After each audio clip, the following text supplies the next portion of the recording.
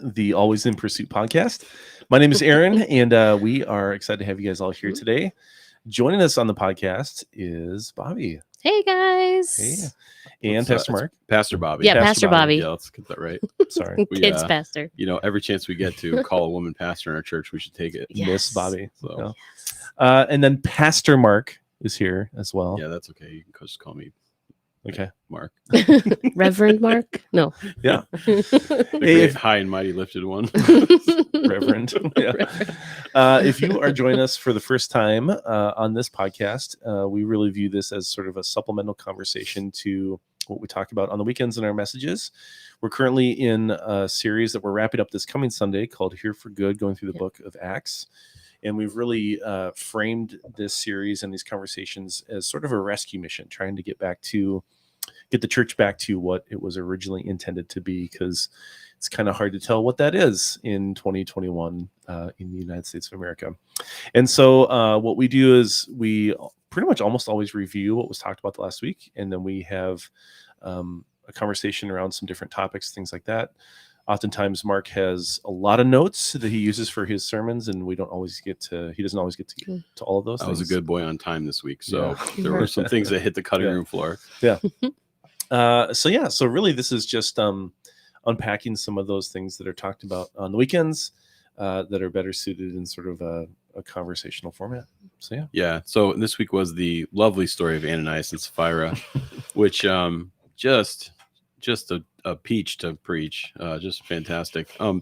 Love how we planned that to fall on our 3rd anniversary. It made perfect sense. We're just going for hardcore fire and brimstone for people. God has blessed us. Look at how much, where we've come from. And by the way, be careful, everyone. On the drop of a hat, God could just blow us up. Yeah. And I know we say like, hey, if you're new, like you don't need to give, but just saying, there are young men at the door. They're waiting to carry your body away. If you don't want to die, you better give. So Bobby, how did you guys handle Ananias and Sapphira and kids? Yes, kids ministry. We did have one student who ran up to mom after and apologized for stealing Halloween candy. So good. So no, and I just counseled the mom a little bit, like just keep the conversation open. Like I'm glad we could. He may tell you more. Yes, exactly. The kids are like, take my piggy bank. I don't want the money. I don't want it. I choose life. I choose life. Yeah. So we really, with the younger kids, we focused on not lying and being honest. So kind of took it. We still told the whole story because I think that the more information that kids have and the more you're just honest about what's happening and help them work through, because we all need that. Like as adults, we're like, I don't understand this passage, right? And kids also don't. So like the more we can just be honest and work through it with them and say, but with the preschoolers, we focused on not lying. And then with the older elementary age, we talked about standing up for your faith and being honest, but there was another part to it that I'm trying to blank on right now. It was like sharing or stuff. Sharing, sharing too. We were talking about that. Yeah. Mm-hmm. So mostly sharing and not lying with the older kids as well. So yeah. And as a preaching through, this is why we preach through passages. Like this is why we do like a topical, or not a topical series, but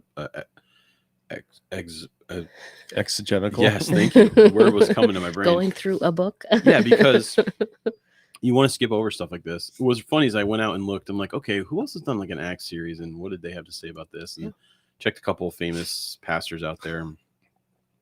One famous pastor had his associate pastor preach on it.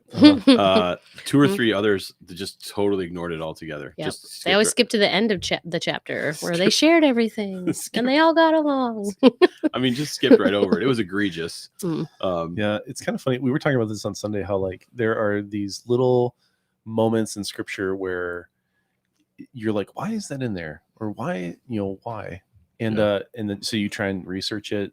You go to all these different places, and it's like the desert landscape with a tumbleweed kind of blowing by, and there's nothing there. Nothing there. We had this when we were talking like in Exodus about the midwives, the Egyptian midwives. Trying to like dive a little bit deeper and figure out why that was a part of the story. What was seemed ignored.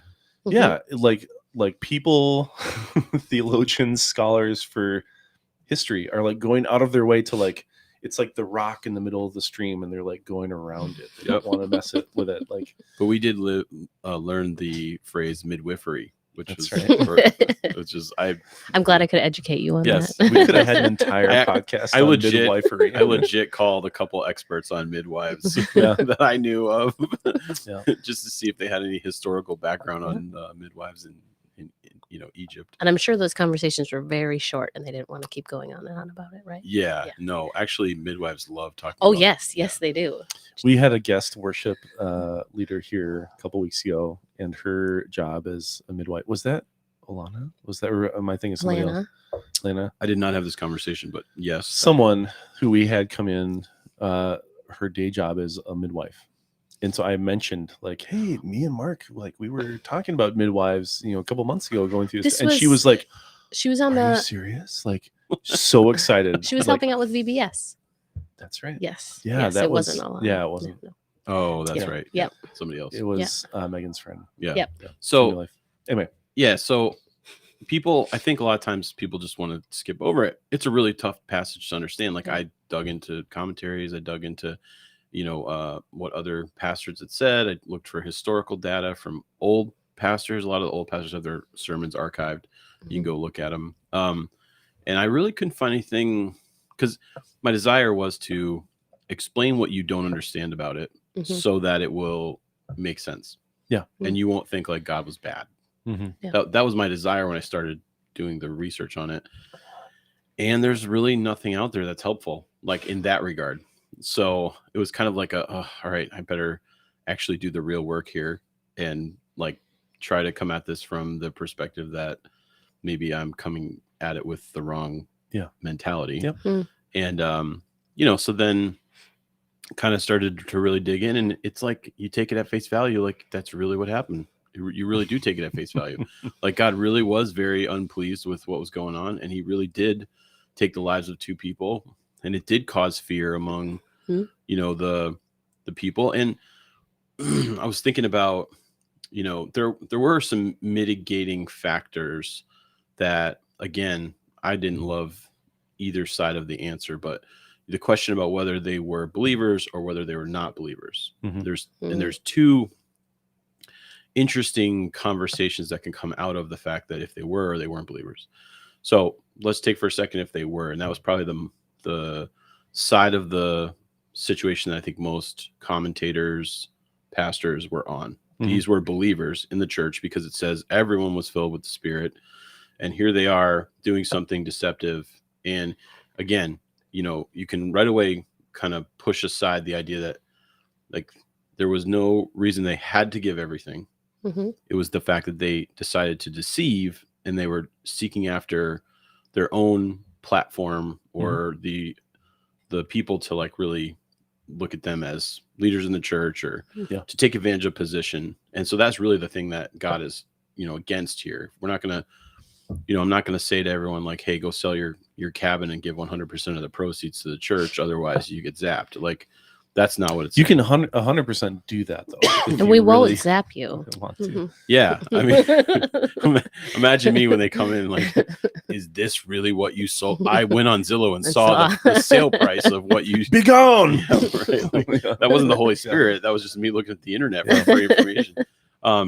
But yeah, so it wasn't really about the fact they didn't give it all. It was about the fact they were trying to attain something that would have given them some power in the church or some notoriety in the church. And we did talk about how the church was in a place where a lot of people had kind of walked away from their safety net to follow Jesus. And when people were selling the things that were their safety net, it was a way for everyone to be unified over the fact that they had pretty much, it says like none of them thought their possessions were their own. Mhm. They just looked at it now like, hey, my brother here just walked away from his family, his inheritance, his support system, and I didn't need to do that. I walked away to follow Jesus, but I took with me everything because I'm the patriarch of the household. I can sell this piece of land and give it, and then I can help care for this other person who had to give up more. Beautiful. Mhm. Let me say Barnabas is either the first guy to do this or one of the main people to do it, and it does elevate his status, and he does go off and do all kinds of amazing things on missionary journeys and stuff. So, but the idea was, okay, so if they're believers, then God has just killed two believers, and what does that mean? And then there's the idea if they weren't believers. I kind of fell into the camp of, I think they were Pharisees trying to infiltrate. Because later on in the passage, there's this really weird explanation of what is happening. It says this fear came upon everyone, or came upon all of them. And you're like, who's all of them? And it says they didn't dare join the people, or they didn't dare join the church. And then the next line says, but more and more came to Christ every day. You're like, but wait, you just said everyone was afraid and nobody wanted to join them. And actually when I parsed that apart, it really read like, if you would just put in the word Pharisees or Sanhedrin or like the leaders, it would read like this. And fear came across all the people who might infiltrate the church. And they stayed away because they were afraid. And the church grew in favor of the people more and more every day, and more people came to know Christ. So it's almost like by doing this, it kept the church pure and kept away infiltrators who wanted to come in, gain the notoriety, get the favor of the people, and then try to turn things in their direction. But that's not, it could go either way. So, I think for me, it's like, it's in, it's not in there. Like, we don't know. It's just like we were just saying, it's left to interpretation or feeling.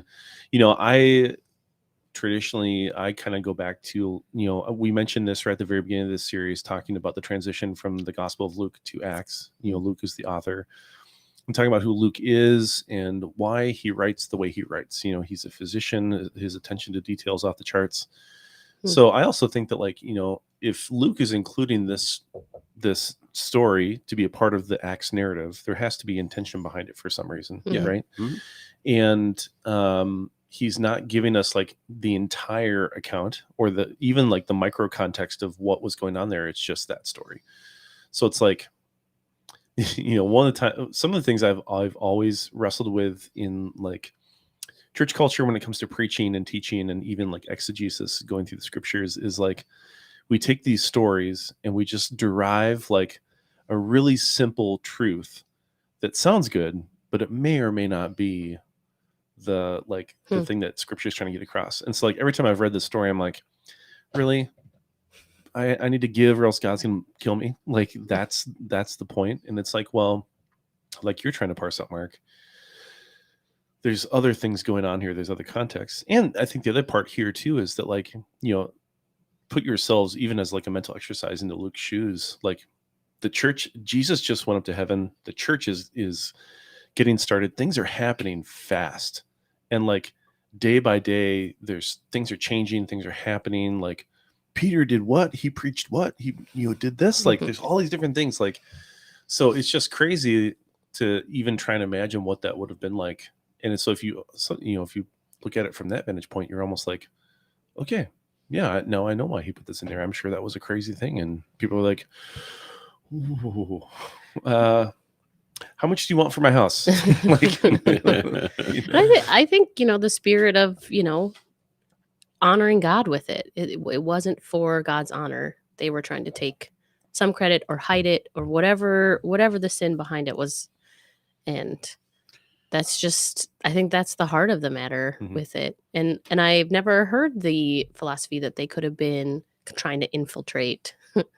But, maybe it's a both. Maybe God used it as a warning to others. Like, if you're going to try to come in here and take over and make this yours, that's not going to happen. Right. Like, I'm in charge of this. The church is going to be something that I use moving forward, and no person is going to get in and use it in the wrong way currently. You see Paul later on instructing the church how to avoid letting people like this be in charge. Yeah. Right. Yeah. He's like, hey, they're wolves in sheep's clothing. Yep. Don't trust them. Keep an eye on their doctrine. Yep. Look at how they're acting. If they're hypocrites, call them out. Make it happen. Yeah. Here's the passage that like brings it into question for me. The apostles, this is verse 12, Acts 5. The apostles performed many signs and wonders among the people. All the believers used to meet together in Solomon's colonnade. No one else dared join them, even though they were highly regarded by the people. So that's who are you talking about? Because the next verse says, nevertheless, more and more men and women believed in the Lord and were added to their number. And when you really dig into that, I like actually the way that the Message put it. They don't have it perfectly, but this was a good way of putting it. They said, they all met regularly in remarkable harmony on the temple porch named after Solomon. But even though people admired them a lot, outsiders were weary about joining them. And when I translated that word, it wasn't outsiders as in like Gentiles. It was outsiders as in like the religious outsiders, the ones who were not ever going to fully join the community. And that's where I would have come up with the idea of infiltrators. Yeah. Right. That's where it is. Either way, what is the implications of God killing someone who's a believer? And what is the implications of God killing somebody who's not a believer? Those are two interesting conversations. And then, we love to sort of not be okay with God actually judging. And I just want to put a couple things in perspective, because we generally sit in judgment on God's judgment, if that makes any sense. We grade it. Yeah, It's like we're the Olympic judges that give it a score. And you hear people say things like, yeah, I can't worship a God like that. Yep. Or he's, like, and I want to stop for a second and reframe things for you a little bit. We all get judged. That's coming. Hopefully we get 95 years before we get judged. That's great. And we understand grace is scandalous. Jesus tells a story about paying the workers in the vineyard or whatever, and the guy who comes in last gets the same wage as the guy who was in there first.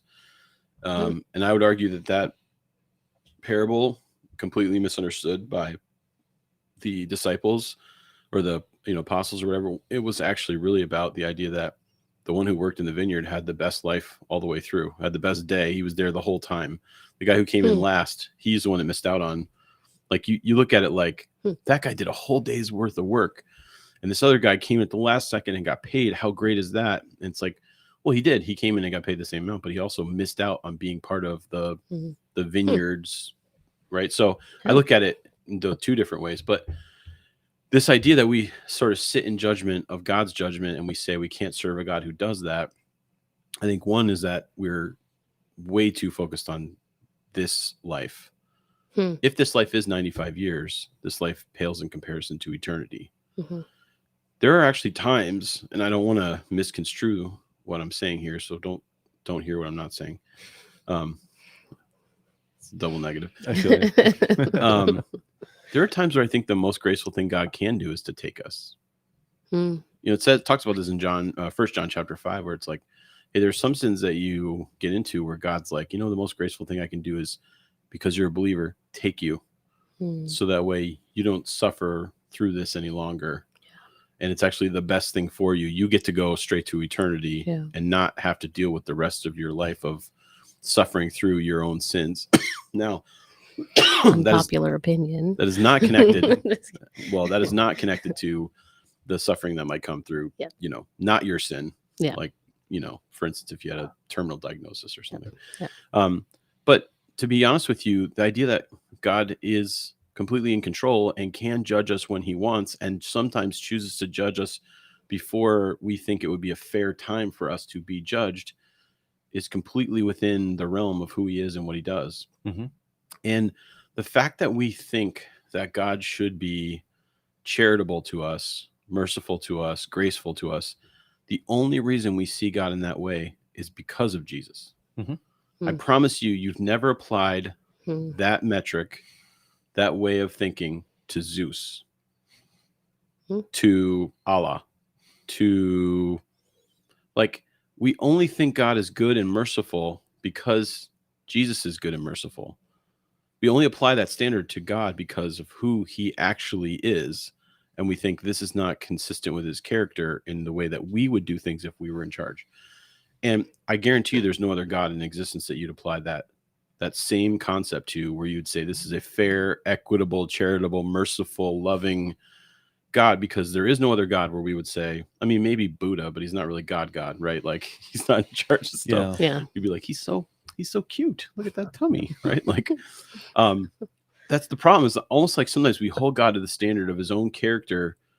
And we are judging him based on who we think he should be, but we ultimately only had that standard because of who Jesus was. Like, there was no benevolent God before this God of the Old Testament, and Jesus came and showed us what he looked like. So, well, if you were to sum up how God worked in like, I hate the term God of the Old Testament. It's the same God in both New and Old, but like if you look at the way God worked, his mode of operation in the Old Testament, it was like he likes humans. He wants us to be with him, but he knows like we can't on our own. So he sets up this sacrificial system so we can take care of our stuff. So like our way of cleaning the house when it gets really dirty.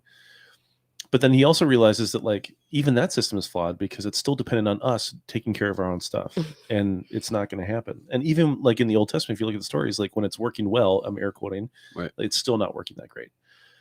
So Christ comes around because God's like, I want to take this whole thing out of your hands because I know you're never going to be able to do it on your own. And so that's where that comes from. But God's like wrath and how he operates is still the same. He's just realizing that like, you guys aren't going to figure this out. I need to do it for you, and set it up with Jesus. And so that character is always there, his love and his grace.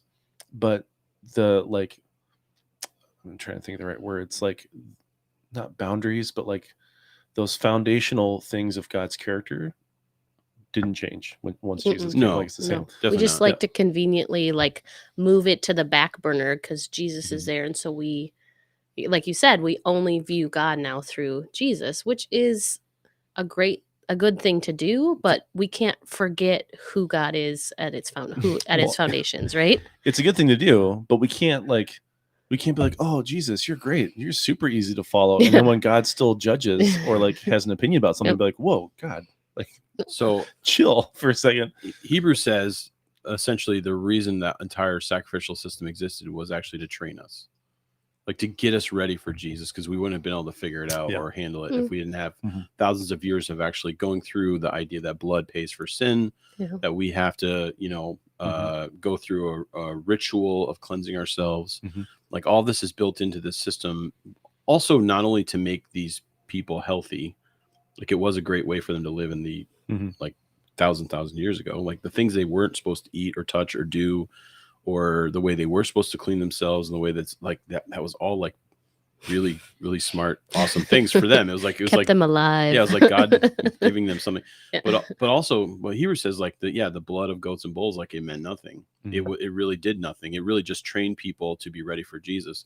And I would say, when we are unsure of who God is or what he is or what his character is, then we do run it through the filter of who Jesus is. So this is like why I can't quite fathom why we have all these conversations about, like, for instance, like women in ministry or women in our households, like whether you're complementarian or egalitarian or whatever. And I'm not trying to tell you how to think or what to do, but it's like, in order to understand, if you're unclear about what we should be doing, then you run it through the filter of how Jesus did things. Like he does show us the full character of God and who he is. So if you look at the Old Testament too, and you're like, well, God wiped out everybody after Noah, and then there's Sodom and Gomorrah, and then there's all these genocides, and when they move into the promised land, they kill everybody in the promised land, including babies and women, and you're like, what was going on with that? And it's like, well, then you run that filter through the person of Christ. And so it almost feels like we did have an idea of who God was, and then it was sort of juxtaposed against Jesus, and now we have to bring those two things together to understand the full character of God. But I was preaching on the Noah massacre, which I think is interesting because there's that Noah movie that came out like with Russell Crowe that was like just crazy and terrible, and I don't recommend anybody to go watch it, other than it was just bananas. There were like rock people that came and helped him build it. Was a little bit extra biblical. But the one thing that I thought was incredible about that movie was when Noah finally closes the door and lifts off on the water, there are people scratching and clawing at the hull of the boat, like trying to get in. Shivers. And it is like gross. Watch it with your kids. Yeah, it is not recommended by Pastor Bobby. It becomes like horror for a minute there, and then you stop and you think, that's probably exactly what would have happened. Mhm. And then you're like, well, how could God kill everyone? And like, what kind of God would do that? And then you go back and you read the story and you realize Noah built this boat in front of people for 100 years, like 100. Oh, I think maybe 120 years, where they just didn't respond to what God was doing. Just didn't respond to him, didn't respond to that. 120 years that they had a chance to say at any point, I'll go with you. Like Noah opens that boat up and they're on the boat, right? Like it's probably built with enough room for more people than just him, right? But they didn't choose. And then you look at it and you think, well, God judged all of them. Well, how long do you get before you get judged? Like, I don't get 120 years, right? I don't. And when the boat comes to settle and God says, okay, I'm going to limit the lifespan of man to like 120 years, it totally makes sense. Like, that's how much time people had to not be judged. So God is merciful, and he does give us a window of a chance for us to make the right decision and follow him. And he's more merciful than he should be. There's this other concept of the idea that, like, I'm breathing air, even though I deserve to be judged. I'm alive. I have life in my body, even though I deserve to be judged. There's a passive amount of grace that he gives to every person in the world, whether they choose him or not. Yeah. And then there's an active kind of grace that he gives to people who do actively choose him. So it's like, where's the line where it's okay for God to judge? Like, is it at a certain amount of years? Like, how old do you have to be? You're like, a certain amount of sin. Somebody was over 62 and now it's okay that God takes them and judges them? Or, these people, we don't know how old Ananias and Sapphira were. They could have been 40. Would that have made it different in your mind? They could have been 60, 60 or 70. Would that have made it different in your mind? Like, we sit in judgment on God's judgment. Yeah. And there's levels in our head that we're willing to say we're okay with, and then other levels we're not. So we look at Sodom and Gomorrah, and if you actually read what was going on in that city, the amount of brutality, sexual, abuse, yes, brutality, injustice, yes, everything. How much are you okay with? At what point is it okay? At what point, when Abraham is praying with God and saying, okay, well, what if there's just like this many people or this many people? I think part of that conversation is for us to understand there isn't anyone who's not wrapped up in the disgusting, horrible, abuse and brutality that's going on there. And I'm not even trying to come at it from like what they were. It's how they were treating outsiders, how they were using people and abusing them, and violent, brutal acts. And you see it when they go to right. So, I look at that and I go, okay, well, when is enough? Like, when is it okay for God to judge? Like if we had brought that to a modern day thing, it's like, okay, we got the Nazis, right? We're at some point as a country going to drop bombs on them, right? Like at some point judgment comes, right, for them, because it's just too much. So where's that line? Why is that okay? Like I would have a hard time saying, okay, we're going to drone strike somebody without like a person, because we just want to take them off the face of the earth. Like that to me feels really tough. But then it's like, hey, if you want to bomb the Nazis, I'm good with that. Well, there's a line we cross over where we're like, okay, judgment's okay.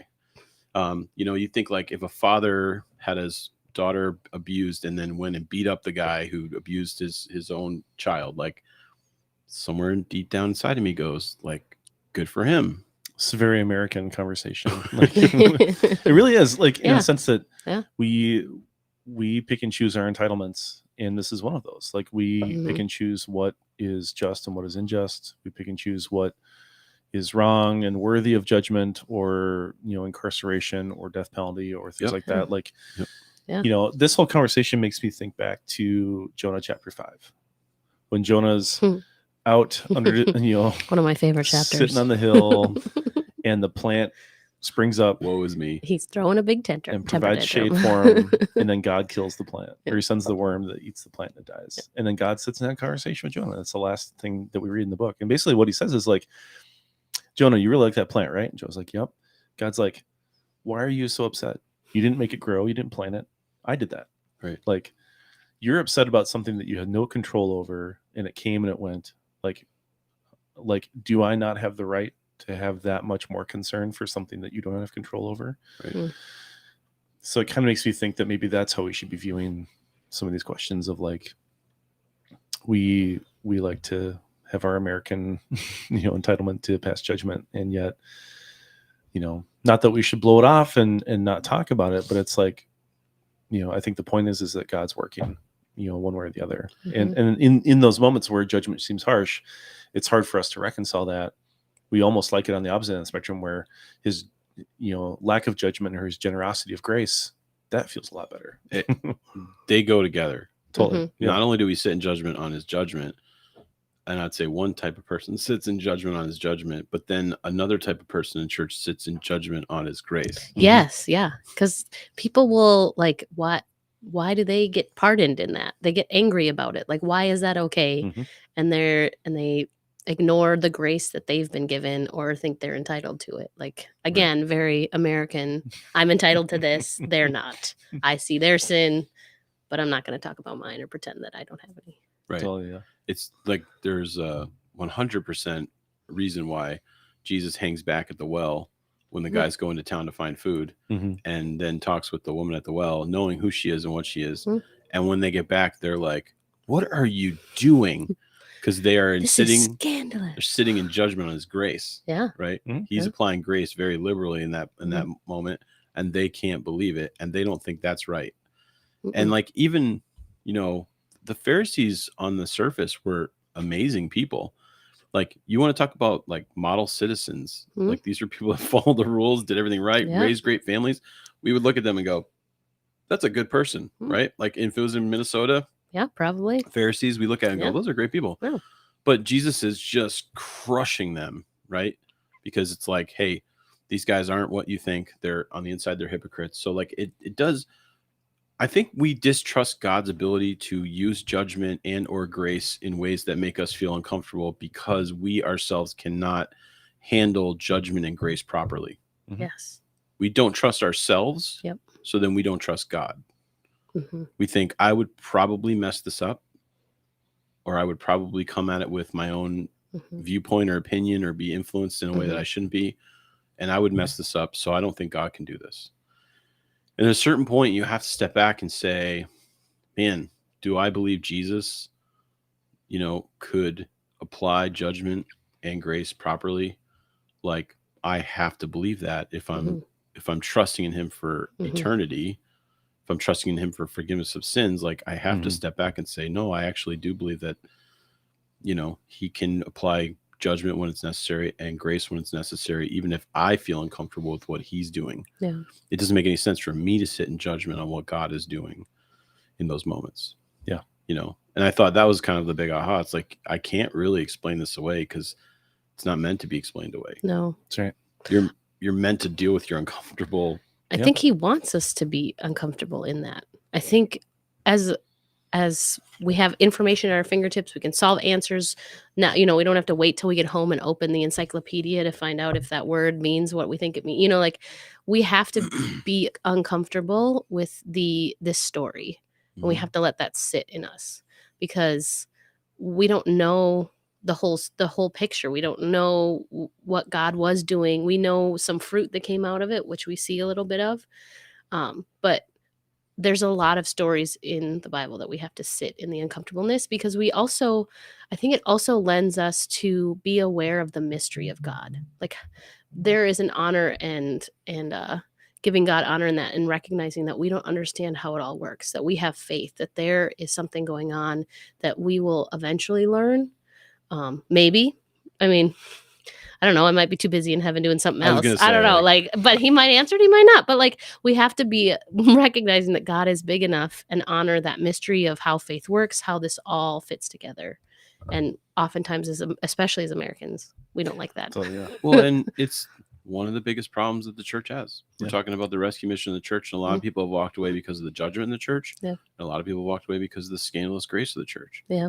And it's like, you have to get to a place where you're able to process those things as being out of your hands, and you have faith that God is applying it the correct way. Yes. Mhm. And I don't think I do think that every church should test their own motives and say, why am I judging, or why am I giving grace in this way that feels uncomfortable? Because it's like we can lean in one direction or the other more, Mhm. and then that kind of like sets a culture in the church.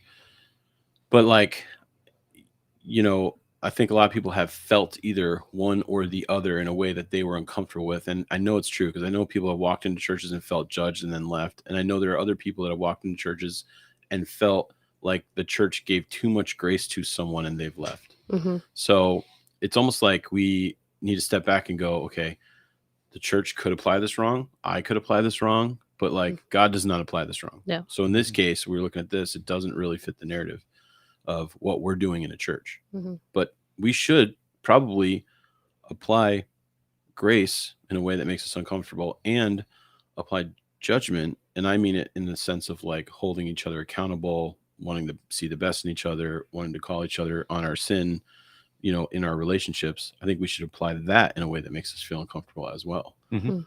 It Yeah. kind of puts us in a tough position.